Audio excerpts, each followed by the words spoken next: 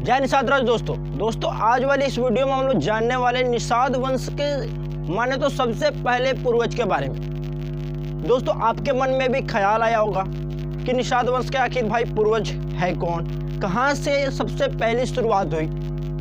तो सब कोई तो निषाद के बारे में जानते हैं, प्रथम निषाद के बारे में भी मैंने बता रखा है, पर प्रथम निषाद के जो पूर्वज थे उनके बारे में भी जानना में ज़रूरी है क्योंकि वो भी हमारे ही पूर्वज थे।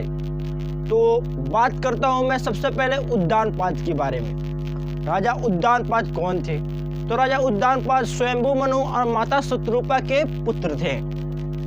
राजा उद्दानपाद के ही वंश में महान विष्णु भक्तों में श्रेष्ठ महाराज ध्रुव पैदा लिए और उन्हीं राजा ध्रुव के वंश में आगे चल के राजा अंग हुए और उन्हीं राजा अंग के पुत्र राजा वेन हुए और वहीं राजा वेन के पुत्र निषाद हुए जिनके वंशज हम लोग हैं। इससे साबित होता है कि जो राजा उद्दानपाद थे वो कहीं ना कहीं स्वयंभू मनु के बाद सबसे पहले हमारे पूर्वज वही कहलाएंगे। तो दोस्तों राजा उद्दानपाद की दो पत्नियां थीं। प्रथम पत्नी से दूसरा पुत्र था और एक पत्नी से राजा ध्रुव हुए। राजा ध्रुव को और उनकी माता को उद्दानपाद थोड़ा कम प्रेम करते थे और दूसरी पत्नी को वो ज़्यादा प्रेम करते थे।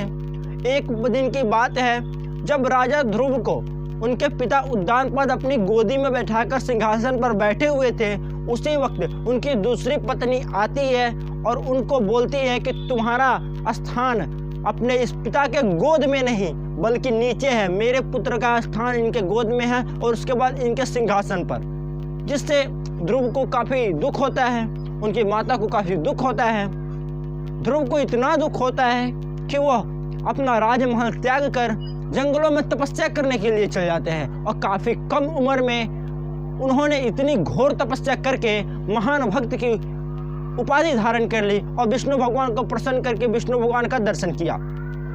दोस्तों राजा ध्रुव एक ऐसे महान व्यक्तित्व थे जिन पर आज निषाद गर्व करे, उनके व्यक्तित्व को फॉलो करे और उनके बारे में जाने, अपने पूर्वज राजा ध्रुव के बारे में, राजा उद्दानपाद के बारे में, राजा अंग के बारे में। तो शायद अपना निषाद समाज आज फिर से उसी स्थिति में आ सकता है जो कि अनादिकाल में था।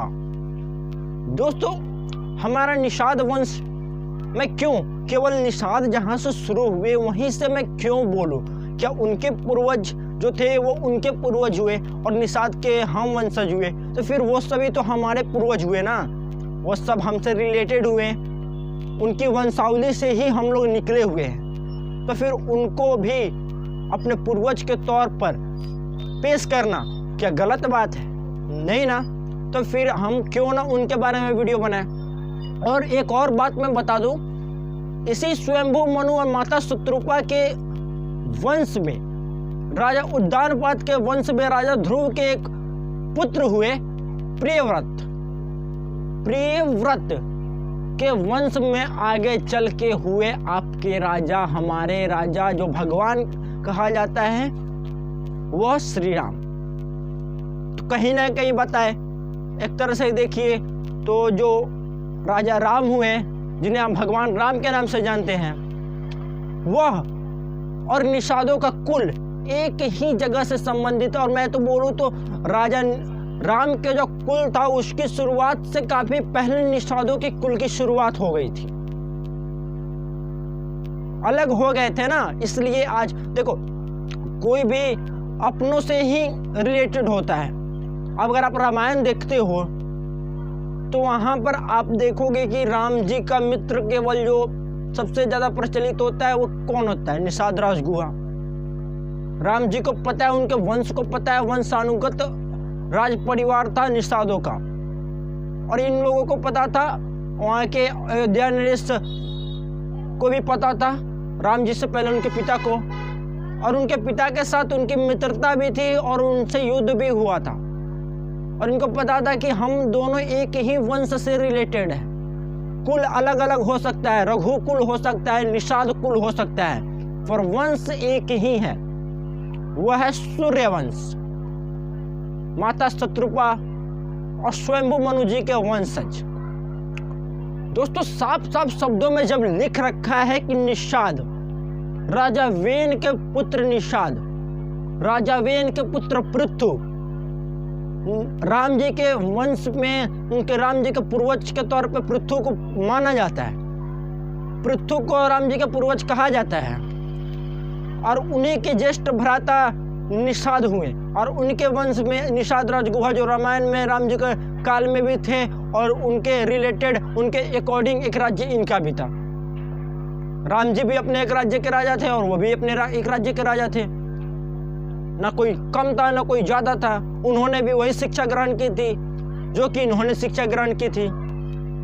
वो भी एक दैवीय अवतार थे तो ये भी एक दैवीय अवतार थे।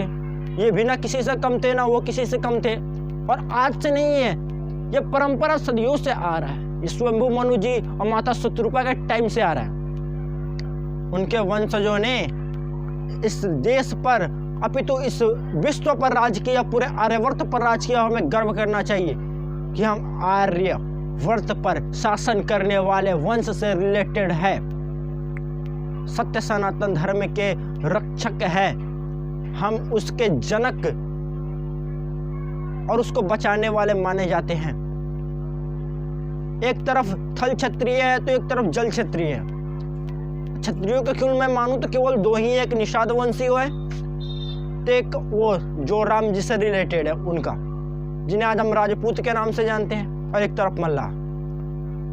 दोस्तों जो अगर मैं मानूं तो आप सभी को उन सभी पूर्वजों के बारे में, उन सभी राजा महाराजाओं के बारे में, फिर उनसे रिलेटेड जितने भी वंश हुए, जितने भी कुल हुए, उनके संबंधित राजा महाराजाओं के बारे में, उनके संबंधित उपजातियों और जातियों के बारे में, सभी के बारे में जानना बेहद जरूरी है। केवल एक जगह तक अगर आप सीमित रहोगे, केवल जाओगे रामायण में ढूंढने तो केवल निषाद राज को, महाभारत में जाओगे ढूंढने तो केवल एकलव्य को, ऐसा क्यों? क्या उनसे पहले कोई राजा नहीं थे हम लोगों के? क्या निषाद राज से पहले कोई राजा नहीं थे? उनके पिता थे, उनके पिता थे। मैं मानूं तो उनसे पहले हजारों वंश हुए होंगे उनके राजाओं के। जैसे जैसे राम जी का वंशावली चला वैसे वैसे निषाद राज की वहां पे आया होगा। और केवल निषादों का राज सिंहवेरपुर में नहीं, अपितु जल और जंगल और खनिजों पर था आधिपत्य। पूरे आर्यवर्त, पूरे विश्व, जहां तक सत्य सनातन धर्म का प्रभाव था, जहां पर है, जहां तक है, वहां तक निषादों का और जो आज के डेट में हम राजपूत बोलते हैं, हमारे जो छोटे भाई पृथु से निकले, उनका आधिपत्य था, उनका वहां पर अस्तित्व था, वहां पर उनका राज्य था। दोस्तों मेरा कथन ये है कि हम राजा उद्दानपाद को भी जाने, राजा अंग को भी जाने, स्वयंभू मनु और माता शत्रुपा को भी जाने क्योंकि वो हमारे पूर्वज हैं। राजा ध्रुव को भी जाने क्योंकि उनके जैसा कोई भक्त हुआ ही नहीं और ना कभी होगा।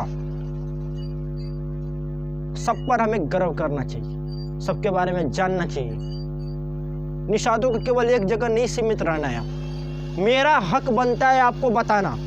मैं जो जानूंगा, जो पढ़ूंगा, जो समझूंगा, वो सब मैं आप तक लोगों तक इसी YouTube चैनल के माध्यम से बताऊंगा। और आपको एक जगह तक मैं सीमित रहने नहीं देने वाला।